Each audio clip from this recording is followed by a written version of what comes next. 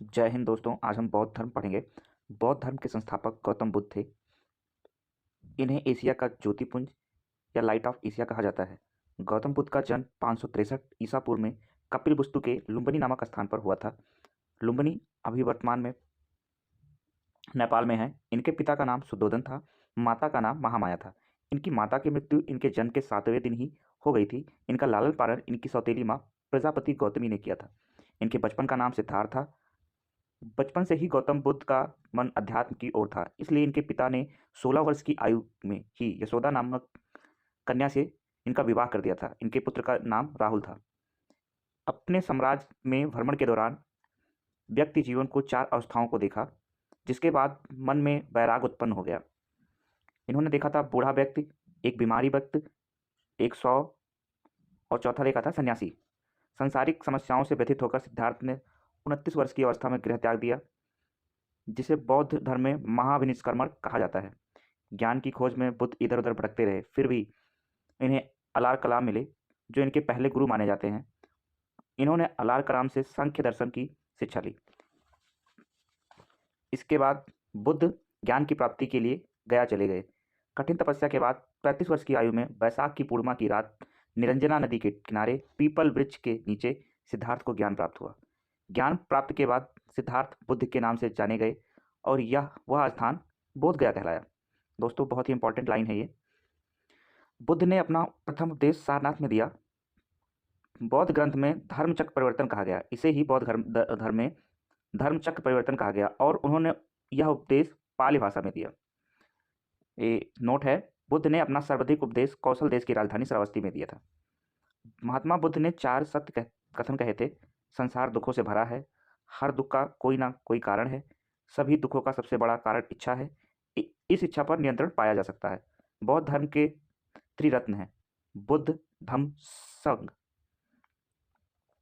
महात्मा बुद्ध के प्रमुख अनुयायी थे बिंबिसार, प्रसेनजीत, उदयन। बुद्ध के अनुयायी 2 भागों में विभाजित थे, भिक्षुक और उपासक। बौद्ध धर्म का प्रचार करने के लिए संन्यास ग्रहण किया। जो भिक्षुक थे वो बौद्ध धर्म का प्रचार करने के लिए संन्यास ग्रहण किए। जो उपासक थे गृहस्थ जीवन व्यतीत करते हुए भी बौद्ध धर्म का अपनाया। बौद्ध संघ में सम्मिलित होने के लिए न्यूनतम आयु 15 वर्ष थी। बुद्ध के जीवन से संबंधित बौद्ध धर्म के प्रतीक जन्म है, जो इनका कमल और सांड का प्रतीक है। गृह त्याग का प्रतीक घोड़ा है। ज्ञान का प्रतीक पीपल बौद्ध वृक्ष के नाम से जाना जाता है। निर्वाण है पदचिन्ह, और मृत्यु जो है वो स्तूप के नाम से जानी जाती है। 80 वर्ष की अवस्था में 483 ईसा पूर्व कुशीनगर में बुद्ध का निधन हुआ, जिसे बौद्ध धर्म में महापरिनिर्वाण कहा गया है। बहुत ही इंपॉर्टेंट क्वेश्चन है, पूछा जाएगा महापरिनिर्वाण किसे कहा गया है। तो बुद्ध के निधन को ही महापरिनिर्वाण कहा गया है बौद्ध धर्म में। निधन के पश्चात बुद्ध के अस्थियों अवशेषों को भारत के 8 जगहों पर स्थापित कर स्तूपों का निर्माण करवाया गया। सबसे बड़ा स्तूप सांची का स्तूप है। महात्मा बुद्ध की मृत्यु के बाद बौद्ध धर्म के प्रचार प्रसार के लिए 4 संगतियों का आयोजन किया गया। पहली बौद्ध संगति 483 ईसा पूर्व में राजगृह किसके शासनकाल में? अजातशत्रु के शासनकाल में हुई थी। इसके अध्यक्ष थे महाकश्यप। दूसरी बौद्ध संगति 100 साल बाद 383 ईसा पूर्व में वैशाली में हुई थी, कालाशोक के शासनकाल में। इसके अध्यक्ष थे सवाकामी। तृतीय बौद्ध संगति 255 ईसा पूर्व में पाटलिपुत्र में अशोक के शासनकाल में हुई थी और इसके अध्यक्ष थे मोगलीपुत्र। चौथी बौद्ध संगति ईसा की प्रथम शताब्दी में, जो कि कुंडलवन में हुई थी, कनिष्क के शासनकाल में, और इसके अध्यक्ष थे वसुमित्र।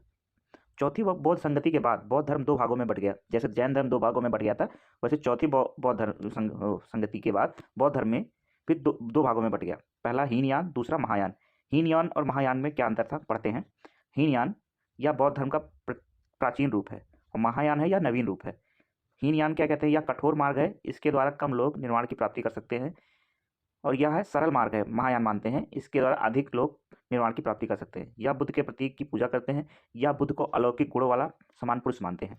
इनके ग्रंथ पाली भाषा में रचे गए थे। महायान के ग्रंथ संस्कृत भाषा में थे। या बौद्ध को भगवान मानते थे। ये कर्म एवं धर्म में विश्वास करते थे, या बुद्ध की मूर्ति पूजा करते थे।